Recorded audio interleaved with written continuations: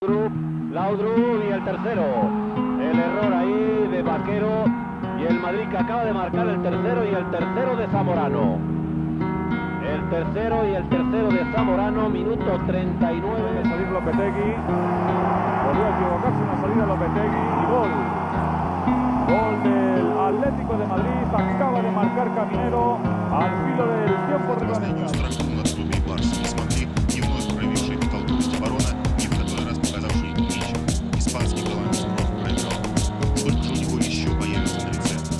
(1995) pretty much marked the beginning of the end of Cruyff's dream period at Barcelona, a team that was dominating the league even a year ago suddenly started losing games left, right and center.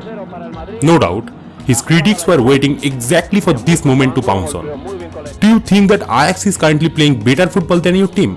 One day, a journalist asked Cruyff. Normally, the Dutchman wouldn't have been intimidated by such a frivolous question. But this bloody one, was intended particularly to compare him with none other than Louis van Gaal. Exactly the man Cruyff was most enraged about. "Why don't you stop talking shit?" came his sour reply. This little war of words probably highlighted the bad chemistry Cruyff and Van Gaal had shared throughout their entire managerial career, mostly because they didn't like each other's vision of football.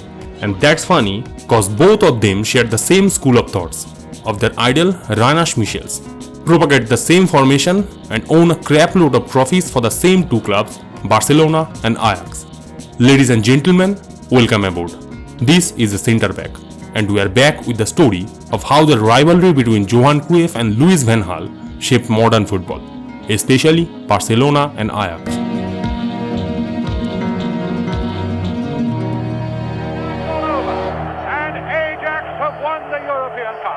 For the third successive time.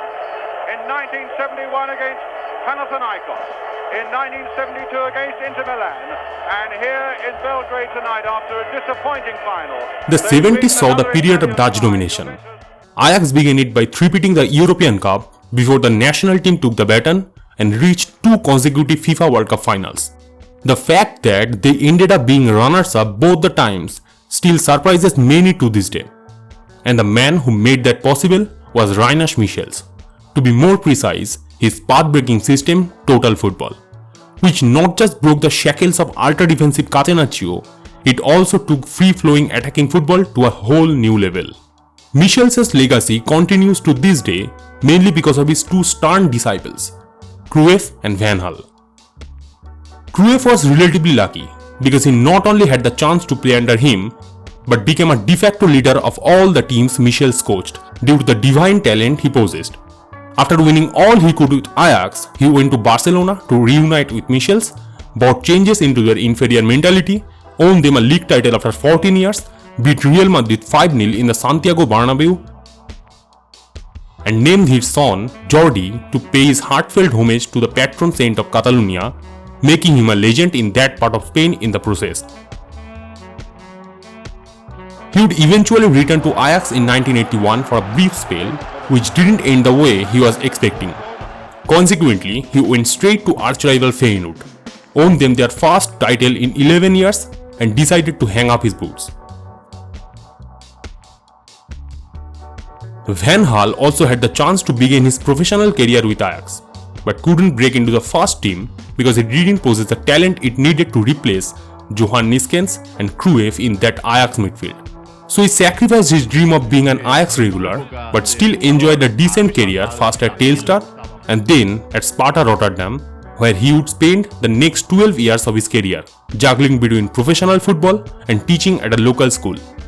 He would also attend coaching classes daily, driving almost 12 miles a day, just as his idol Rinus Michels did.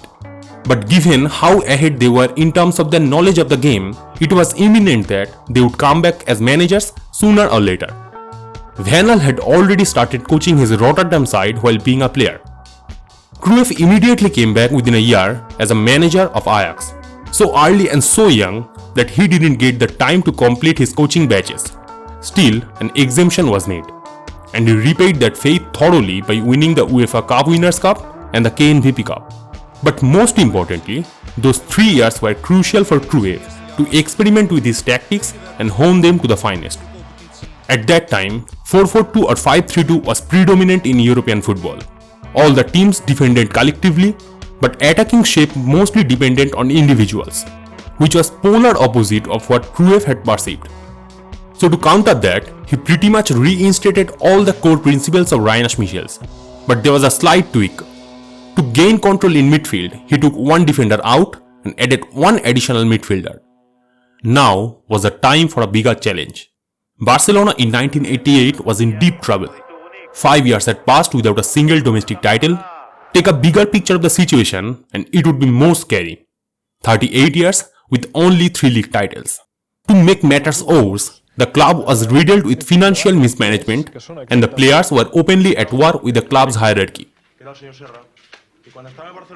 On the contrary, their arch-rival Real Madrid won 5 La Liga titles in a row from 1986 to 1990. To take matters into his own hands in the upcoming presidential election, club president Josep Luis Núñez decided to appoint Johan Cruyff as the manager. Cruyff, initially shocked, had to put the club back on track as soon as possible. And he did it by molding La Masia into the Ajax model.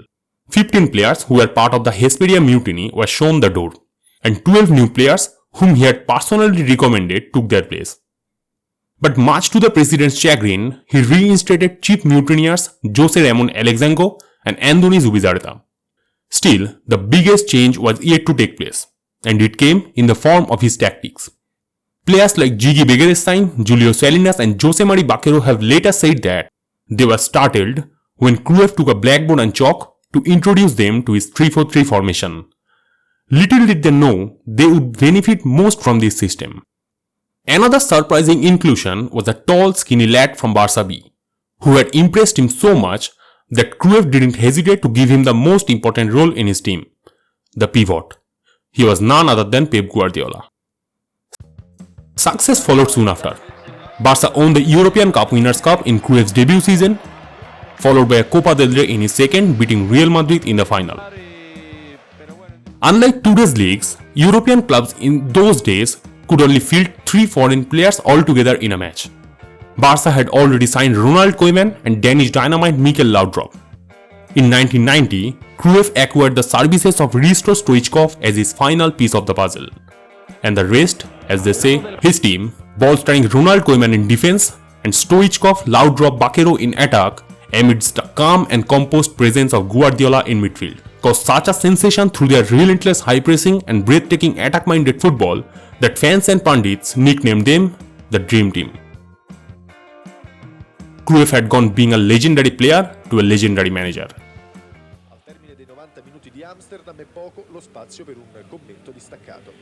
Soprattutto la rabbia e l'impotenza per una coppa infrantasi contro dei legni maligni. In the meantime, Louis van Gaal had just led his Ajax side to the UEFA Cup triumph in 1992, which had drawn comparisons from every journalist. When Cruyff was asked, his answer was simple. If you look at Ajax, the quality is declining. Was it really the case? Though Ajax was not probably as good as Barca, that declining part was far from the truth. Rather, it was actually the start of Ajax's uprising since Van Gaal took over. But much of Cruyff's animosity probably came for a different reason. Him and Van Gaal just didn't like each other. And it probably started in 1990, when Van Gaal was completing a coaching degree at Barcelona. It was Cruyff's second year at the club, and his son Jordi and Van Gaal were getting along very well. But things fell apart quickly when the latter had to leave Cruyff's Christmas dinner party midway through to visit his ailing sister in the Netherlands. Their statements aftermath of that incident was contradictory. Van Gaal had said that Cruyff was angry with him for not thanking his family for the dinner. Cruyff would deny that claim, saying they had a friendly altercation after that in the Netherlands and claimed that their feud was purely related to football issues. And Cruyff was probably right in that regard. It would have been silly for a grown man to start a petty fight for such a small incident. The real reason was probably football and purely football. Cruyff as a manager was exactly alike of what he was as a player. His training methods were aimed at making his players more comfortable with the ball. On the field, he was in favor of letting his players think Cruyff at one point had 3 of the world's best players in his team. Football for him was to be played with heart. And after he had left Ajax, his successors, Robert Kahn and Barry Hasselhoff shifted entirely from Ajax's philosophy, and the result was appealing. They went trophyless for 4 seasons, until Leo Beenhakker came and showed some improvements, only to be lured away by Real Madrid's call in 1991. The Ajax board, along with the fans, was expecting for Cruyff's return. Newspaper De Telegraaf even ran a campaign calling for Cruyff to be the head coach. But when Cruyff declined, they had no option but to choose Beenhakker's second-in-command, Van Gaal, as manager. This decision, however, was not happily welcomed by the fans, and it bothered Van Gaal a little bit. Otherwise, why would he say, "Thanks for appointing the best manager in the world" in his first ever press conference? Arrogance, you may say, or confidence. This was only his first stint as a senior team manager. He had a prosaic road to the role, and that probably took away all the enchanting aspects from his idea of football. Still, the core concept was based on Rinus Michels and Cruyff. He even used the 3-4-3 formation predominantly at Ajax, but his methods were entirely different. It was more scientific and data-oriented. He even hired some key members to his team from non-football backgrounds. Ex-basketball trainer Laszlo Jambor was tasked with improving the running techniques. Physiologist Josh Gaal, who had earlier worked in field hockey, developed short-distance running training drills for the players.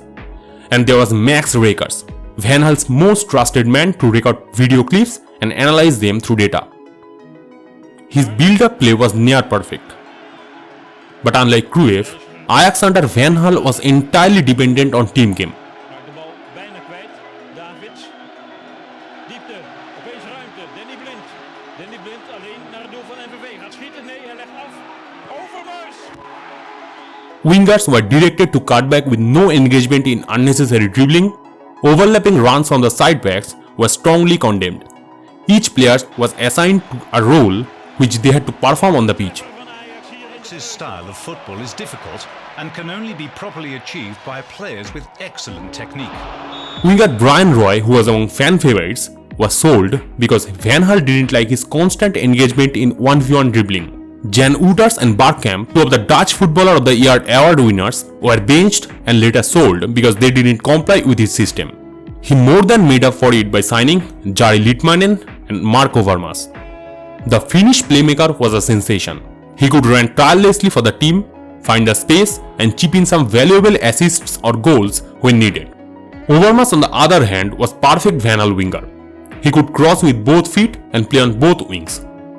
Van Gaal jailed them with a bunch of academic graduates: Edwin van der Sar, Michael Reisger, Clarence Seedorf, and Edgar Davids, and made a team full of youth, hunger, and passion. Of course, Cruyff was not going to tolerate all this chopping and changing to his beloved club, especially when the majority of it was conjured by him and Rinus Michels. So he remarked, "Van Gaal has a good vision of football, but it's not mine. He wants to jail winning teams and has a militaristic way of working with his tactics. I don't. I want individuals to think for themselves and take the best decision on the pitch for the situation." Van Gaal's first 2 seasons brought mixed results. Ajax won the UEFA Cup and the KNVB Cup. Fans were still not happy with him, and he made the matters worse by pointing out the board's inability in the market. It would put him under tremendous pressure by the time 1993-94 came. Luckily for him, Ajax won the domestic title that year, scoring an impressive number of 86 goals while conceding only 24 in that process. Buonasera dallo Stadio Olimpico di Atene, come vedete il pallone al centro del campo, sta per iniziare la finalissima della Coppa dei Campioni. In the meantime, Barcelona once again found themselves in the Champions League final against Fabio Capello's AC Milan. Cruyff was brimming with confidence, and all the odds were against the Rossoneri because they were missing their captain Franco Baresi and his defensive partner Alessandro Costa Curta through suspension. But still, there were some signs of concern in the Barca camp. The 4th La Liga title had just come sluggishly. It wasn't dream team-esque. Cruyff's relationship with Laudrup, one of his best players even a year ago, was at the lowest point because the Dane had to sit on the bench for the large part of the season to make space for Romario, then the world's best player, which had somehow damaged the team's cohesion. And the prediction what few had perceived came true. Barcelona was thrashed 4-0 in Athens' Olympic Stadium. The era of Dream Team was over. Laudrup, Romario, Stoichkov, Zubizarreta and many other stars left one by one. Their replacements, Jorge Hagi, Popescu, Robert Prosenki and Meho Kodro were not up to the mark as Barca went trophyless for 2 straight seasons. So finally, after 8 years as a manager with 11 trophies to show, Johan Cruyff's managerial career ended in 1996. To this day, he remains the longest serving manager in the history of FC Barcelona. But his contribution to the Catalan club was much more than what trophies could count for. He had inherited a Barcelona team that had no identity, philosophy or anything else. He worked tirelessly to lay the groundwork for La Masia with innovative training methods, adequate coaching facilities and a vast scouting network. All of these changes resulted greatly after a decade when Pep Guardiola led a relatively homegrown side to the Champions League title. Let's get back to the main part now. 1994-95 was Ajax's debut in the revamped UEFA Champions League, and Van Gaal strengthened his squad by signing Nigerian Finidi George Nwankwo Kanu. The team, which was still relatively inexperienced, gained massive moral boost by the return of veteran Frank Rijkaard. It was their turn to disrupt the status quo. Yet, nobody was ready to witness what would follow that season. In the whole 1994-95, Ajax would lose only 1 game across all competitions. In the league, they won 27 games, drawn 7 and lost none, and scored 106 goals, setting up an impressive unbeaten league campaign in Eredivisie history. That winning run was extended into the UEFA Champions League, where Ajax defeated defending champions AC Milan twice in their group. Niet buitenspel. George zou wel buitenspel zijn gekomen als de oorgelijk had gespeeld. Liedman, de kans. De kans. And once more in the final, courtesy of a sublime finish from 18-year-old Patrick Kluivert deep into the second half.